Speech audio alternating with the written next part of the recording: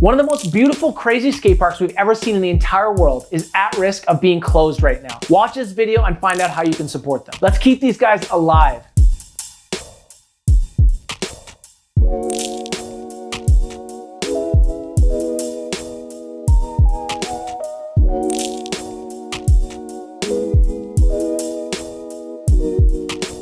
What's up guys, my name's Levi, this is Shred Shop, connecting you to skateboarding, and today we're taking a look at 9 of the weirdest skate parks in the world, of the wackiest skate parks in the world, of the wildest skate parks in the world. There is a lot of crappy skate parks out there, but these ones don't fall into that list. These are unbelievable, they're crazy. Let's get into it.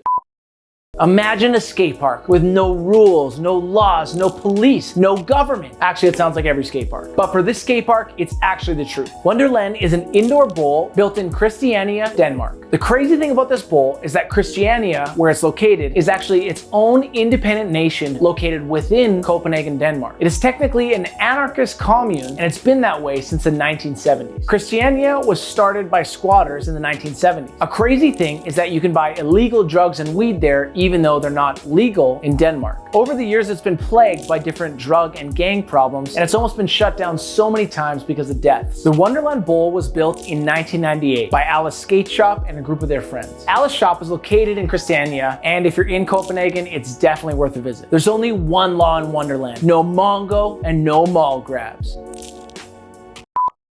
Kona Skate Park was built in 1977 in Jacksonville, Florida. It is recognized in the Guinness Book of World Records as the oldest still standing skate park on earth. You'll probably recognize the skate park from Tony Hawk Pro Skater 4 if you've ever played it, and a bunch of retro old footage from Rodney Mullen. The park has evolved over the years, they've added stuff, but it still has the OG snake run and the freestyle area. If you do actually go and visit the Kona Skate Park in Jacksonville, Florida, there's a skate shop called The Block, and they have a skate park out back, and it is so sick. Make sure you visit there. No skate park list is complete without Burnside. This is the godfather of all DIY parks. It was started illegally in the early 90s under the Burnside Bridge. It was in such a sketchy area that was filled with prostitutes and drug running and different things that the local business owners actually welcomed skateboarders to help transform the neighborhood. It is the biggest and most well-recognized DIY skate park in the entire world. It's been featured in movies like Paranoid Park and Free Willy, and in the video game Tony Hawk's Pro Skater. Since its conception, the city has recognized it as an official skate park because it has driven out a lot of the riffraff. But it's not funded by the city at all. It's still fully built, designed, and paid for by the skaters. We gotta talk about Bob's Floating Ramp. They made legit a ramp that floats on water. This was made for a California tourism commercial. The slogan they had was "Make your dreams possible and think big." So, Bob Burnquist thought, let's make it a floating mini ramp. They built it in Lake Tahoe. It took 4 days and 300 man hours to build. It's crazy because when he was practicing his tricks or he was filming them, they had an on-site paid snorkeler that every time Bob's board would fly off and land in the water, he would swim down and he'd grab it for him. We're not really sure this was an original idea to Mr. Burnquist. Other people who have done it, and maybe not as iconic, were Volcom in Sydney, Industry in Sylvan Lake, even Nike SB did it on a barge in New York City. If you guys like these skate parks, you better give us a like, subscribe, and comment so we can give you more of this stuff. If you're on other platforms, it's at Shred Shop, or me on YouTube or other platforms at Levi Switzer. Let's get it.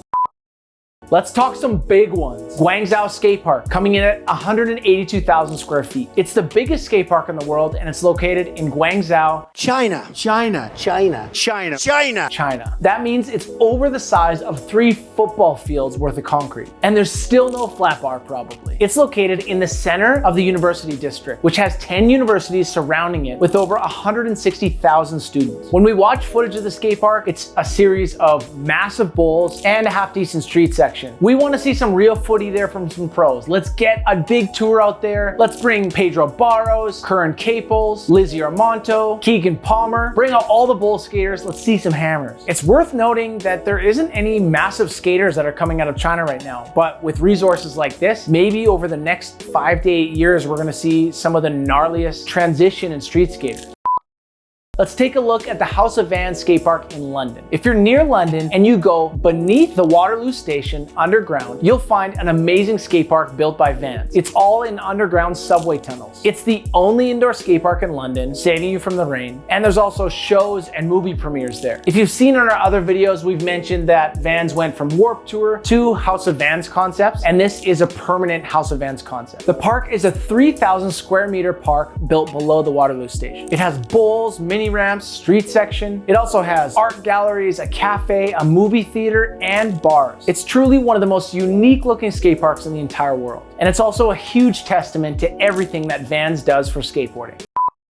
In 2012, Zhang built a glow-in-the-dark sculpture, which is actually a skate park in France. It's painted with a special glow-in-the-dark coating to make it glow green at night. The artist has created a bunch of glow-in-the-dark sculptures since then, including a glow-in-the-dark skate park in Liverpool, England, and Milan, Italy. If you know anything about lights and shadows, do you think that we would need lights still at a skate park like that? Maybe you'd have to paint your board green too, I don't know. Let us know below.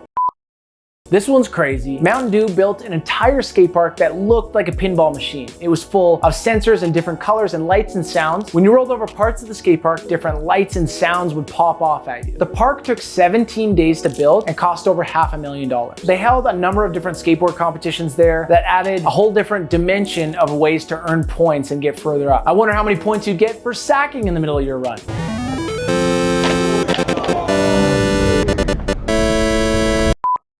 You may have seen there's a number of skate parks built in very old churches over the years. A lot of them are beautiful, but we would say our favorite one by far is built in St. Louis, Missouri. It's called Skate Laborious, and it was built inside the St. Laborious Church in St. Louis, Missouri. The building was completed in 1889, and it is stunning with this huge Gothic arches. With a dwindling number of Catholics in that neighborhood, it closed its doors in 1992. Today, it's been taken over and turned into an indoor skate park. You might have seen this one. There's been documentaries on Vice and the Barracks about it. It honestly is one of the most beautiful looking skate parks I've ever seen in my entire life. And you don't have to be Catholic to skate there. Mormons ahoy. I'm just kidding.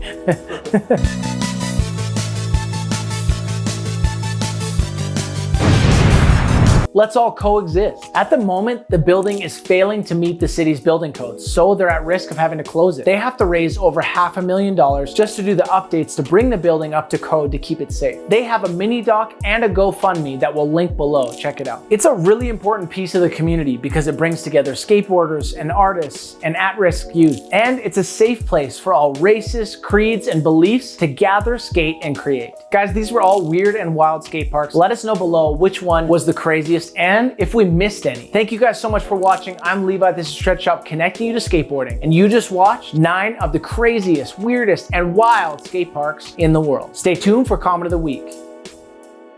Oh, we got a medium-sized spicy one. It's from my guy, Kyle Bailey. He is upset with a comment that I said, and he says it like this. As a skater for over a decade, I like roller skaters, bikers, scooter kids, all that stuff. It's a culture of disciplines that's worth showing respect to each other. First of all, I downvoted you. Second of all, I'm kind of with you on that one, man. It's great that you got a big heart. Scooter kids, they don't know how to take turns. They're always in the way. But we're down with kooks, weirdos, and very outlandish people because it's all about love. So if you skate or scooter, you can follow us and maybe we'll downvote you next time. See ya.